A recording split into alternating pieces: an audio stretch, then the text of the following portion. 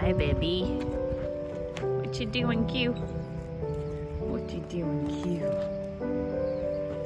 Ooh, I have a rope in my hand, don't I? Oh, the flies are on your eyes. What you doing, Stray? Baby. Hi, Stray. What you doing, baby? What you doing, Stray?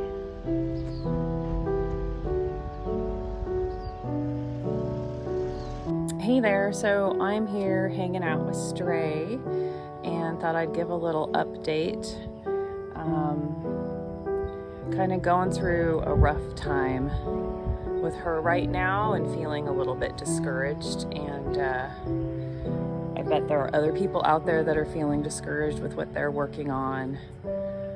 And this is part of our journey, and I want to document my journey with this mare wherever it takes me, as well as her baby. So figured I'd go ahead and do this, see if I can make some sense, see if I can have a few minutes and not get interrupted. So a really hard part of working with this mare and having a foal by her side is I'm at a boarding facility where there are other people, and we could be bothering other people with the foal running around. I have to find times that I can take them both out and do something, and often every time I find that time, then something happens and I have to not get them out because someone's riding, or someone is working a horse, or there's a horse in the turnout that Q might go harass that I can't get him away from. We do have the halter on Q. He's not halter broke though yet to lead around. That has been a frustration in itself. What's really hard about working with a foal with a mom that's kind of feral is that the foal is kind of more feral than like working with a mare and a foal where the mare is really calm. Anytime I do anything and she reacts, then he reacts. And because she's apprehensive, he's apprehensive. And because she overreacts, he overreacts. And so just getting the halter on him was like a 2 to 2.5 hour ordeal in a stall with Rusty's help, and worked with him a little bit. They have a corral paddock combo here, so they have space to run around. But working with him out here, and he's panicked and he's reared up, and I haven't wanted to put strain on his neck or back or whatever, and so I let go, and then he's running around with a rope on. And I had some really good sessions with Stray, and I thought we were really making progress, and I was really happy. And then one day I couldn't do anything. I'll put in some clips here of the last good session that we had. We were working on getting a rope, around her girth area and around her flank. It's actually a lunge line, because I want to long line her. I want to make sure that she's desensitized to the lunge line, because it's going to be touching her all over her body, and I don't want her to panic. So I'll put some of that in here. So here I'm just trying to touch her all over her body with the coiled lunge line and let her get used to that. As you can see, she can stand still and be a statue and let it touch her. The problem is she's still being avoidant and she's not really processing. So what I have to do is, once I do this, I have to move her feet and then touch her with it while her feet are moving, and you can see she's not okay with it.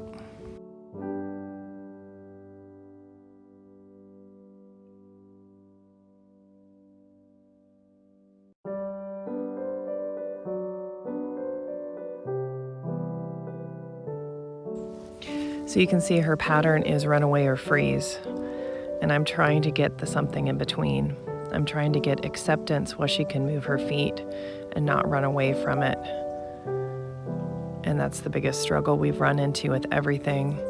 She'll stand there and act like she's accepting things, but she's really not. And once her feet get moving, she's highly reactive to whatever I'm trying to introduce to her.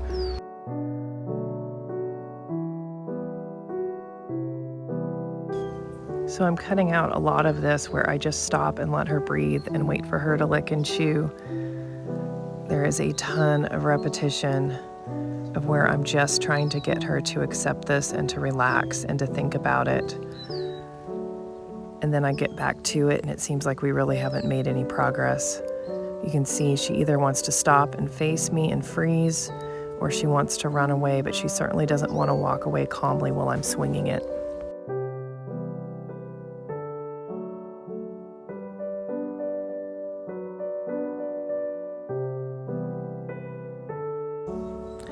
So I just cut a bunch of this out from the left side, and now I'm switching to the right. And here you can see she's not even really paying attention to me. Some of the time her attention's somewhere else, so then she almost just tunes out.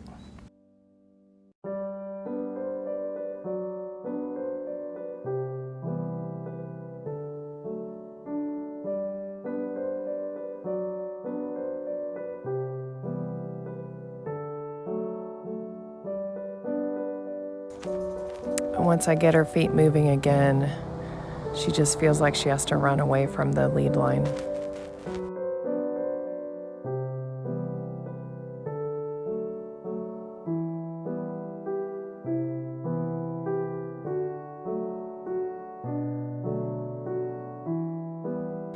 I'm trying to just be really nonchalant about this, and she starts to relax a little bit.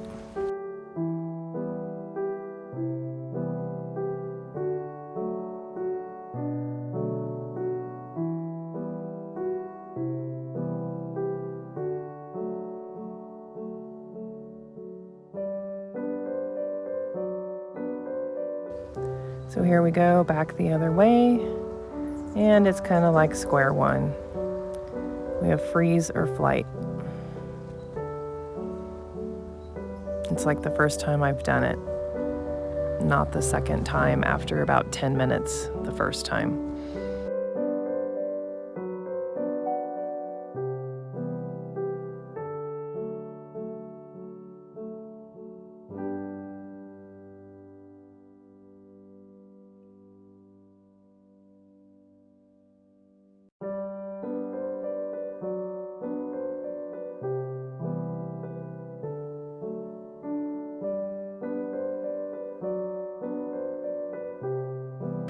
So after freezing her feet, I ask her to move off, and you can see she just kind of panics about it again.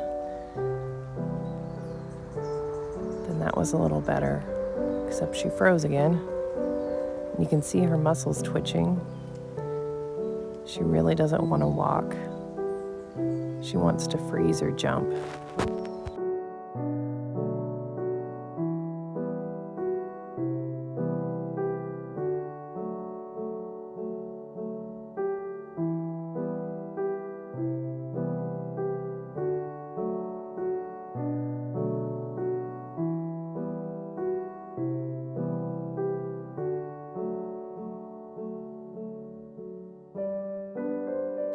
I was trying to touch her rump with it. She's very protective of her rump area, and she keeps moving it away from me.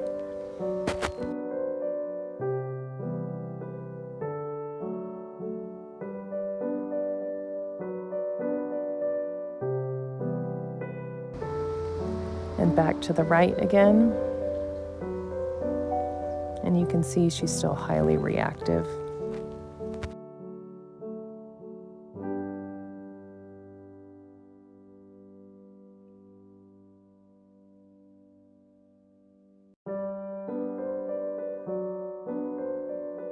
So I finally got her a little bit calmed down, touching her with the lunge line, and decided to put it around her girth area and put some pressure on that area while I asked her to move.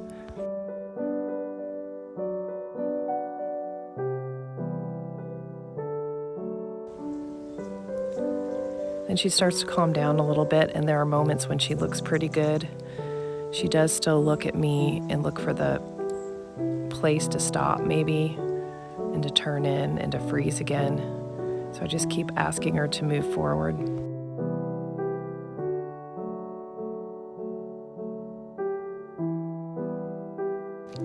Of course, we have to go both ways. She was more apprehensive on the right side and a little jumpier. I was just trying to put some pressure on that girth area and have her accept that and walk at the same time. Then it starts to look pretty good.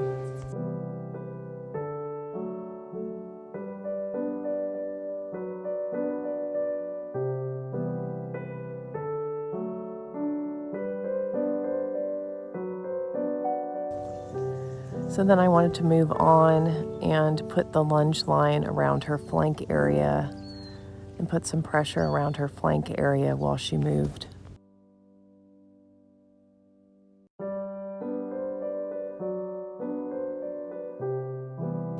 I'm just trying to rub it around and gauge her reaction and kind of let her know that it's okay back there. I also wanted to see if she was going to have any propensity to kick out or panic. I am holding just the end of that lunge line in my hand, and I can let go at any time.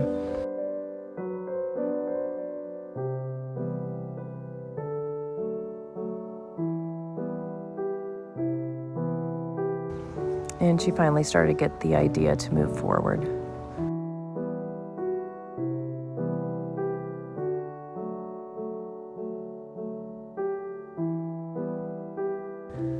So then I decided to do it to the right because we have to do it both ways.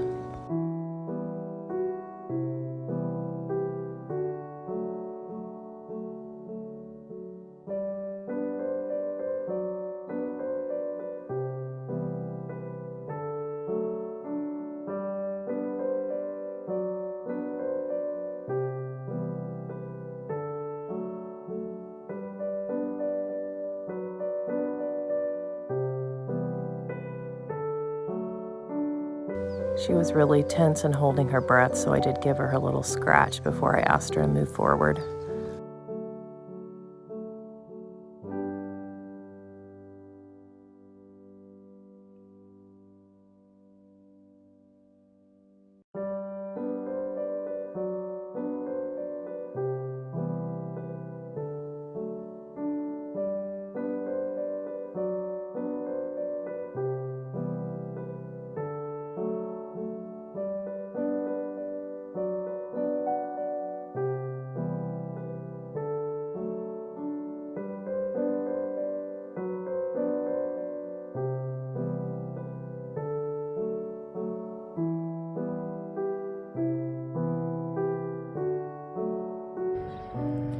And then after that session, I was feeling really good about everything.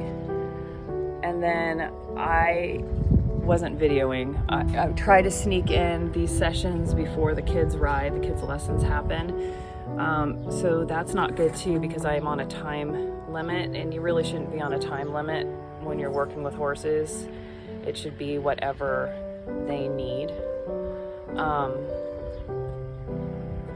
Anyway, I thought, I'll just work with her in her paddock and I'll re-braid her tail because Q keeps eating on her tail, and I'll re-braid it and put it in the tail bag because I hadn't done it in a while. It was turning into a dreadlock, and I could not touch her past her girth area in the paddock.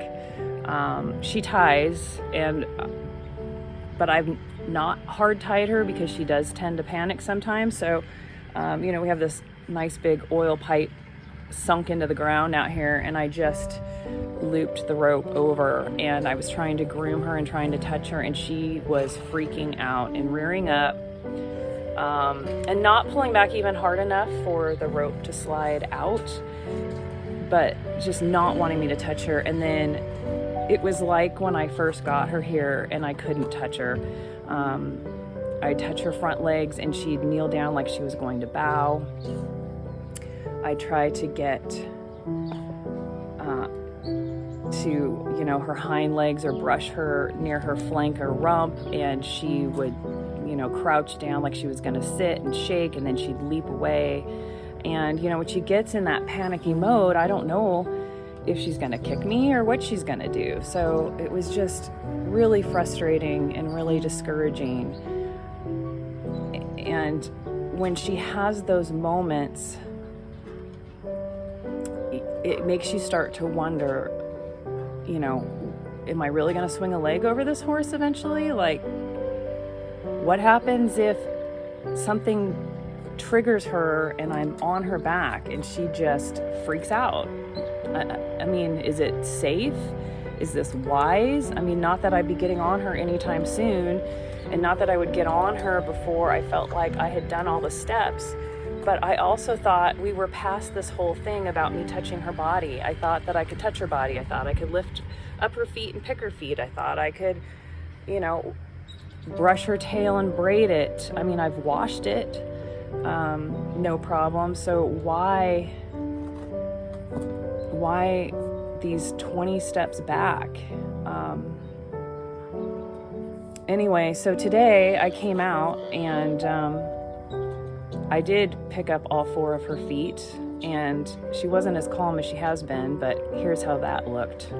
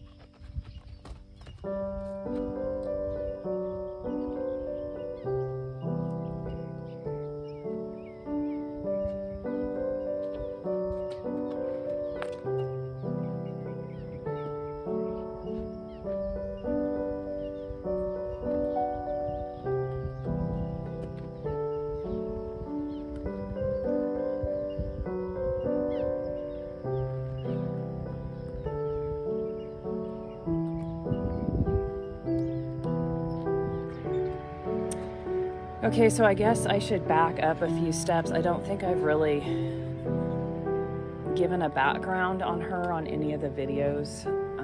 People that follow us on Instagram or Facebook or whatever kind of know her backstory. I looked for about a year for my next project horse. As Weston starts getting closer to retirement, my goal was to get a young horse and train, and probably be the last horse that I train from scratch for myself. I know that sounds kind of dire, ominous, or whatever, considering I'm in my 40s, but you know, you don't bounce like you used to as you get older, and you start thinking, well, maybe this is the last horse I'm going to start from scratch. So I looked off and on casually,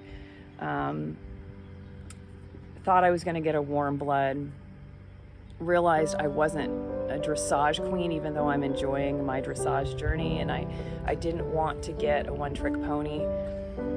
I had experience with Andalusians in the past, and I really liked them, and I started looking into the Andalusians. I fell in love with one, actually fairly locally, a 3-year-old filly, and I was dead set on her, and she did not pass the vet check.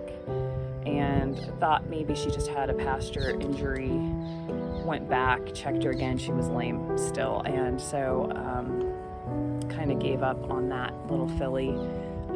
Then started driving all over, looking at Andalusians and Lusitanos, and talked to a couple people, and people in that world were kind of telling me that some of the Lusitanos here are nicer than some of the Andalusians, because a lot of the Andalusians are bred, now or to dance and that kind of stuff, but not have as much forward movement. So I was really paying attention to, as I was looking, like, do they have a nice walk?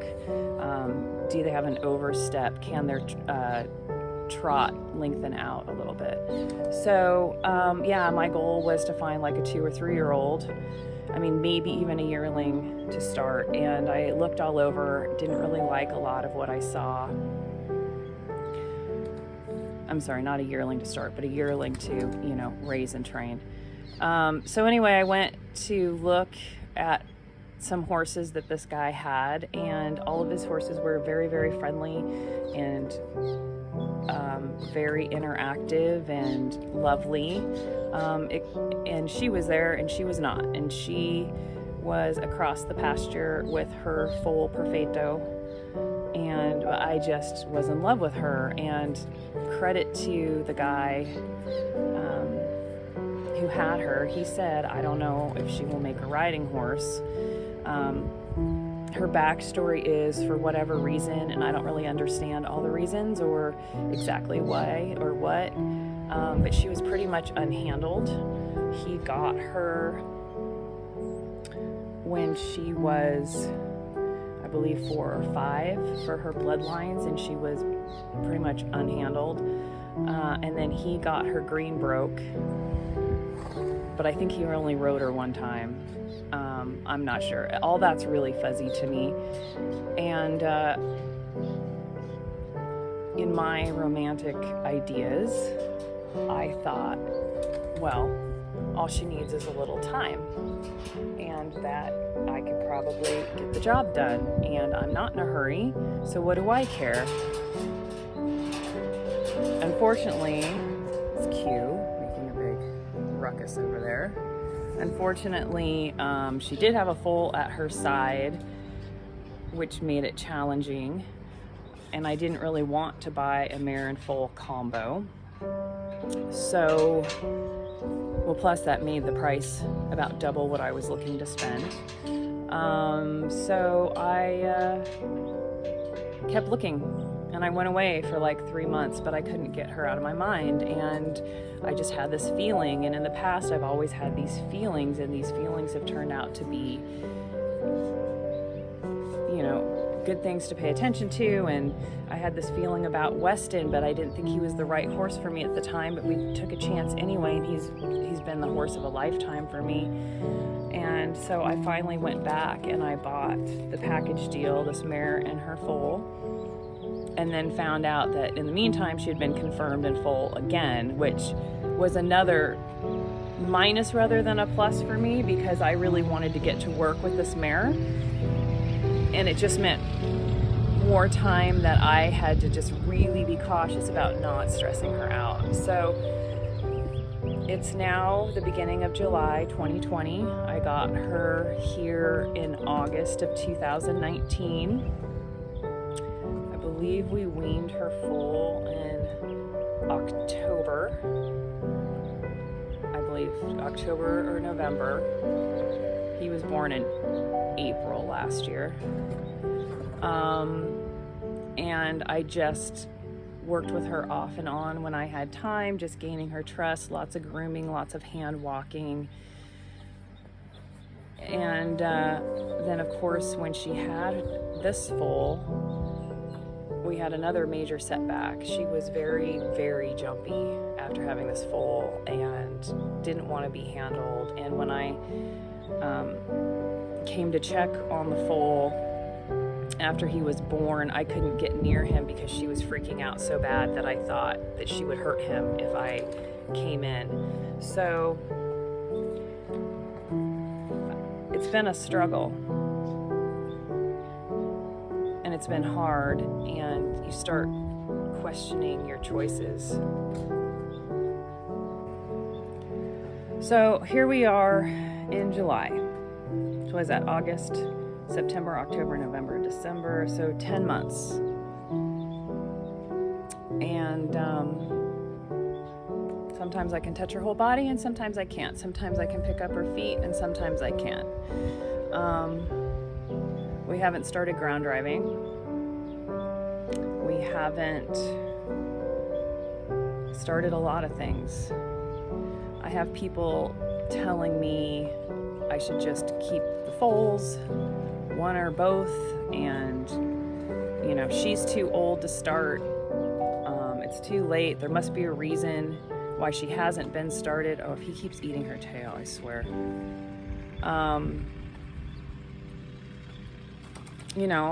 So there's all this static, and then in my mind I keep telling myself, well, I'm in no hurry. I don't have to make any decisions. I'll just keep plugging away. I'll keep riding Weston. But then there's a lot of time, money, and investment in what's going on here. And it just feels really hard and discouraging sometimes. And to have people over and over again look at you like you're crazy and say that it's probably not going to happen, and why are you working on this horse who's, I think she's 9 now, when you could have gotten, for the time, money, energy you've put into it, you could have been riding something without baggage.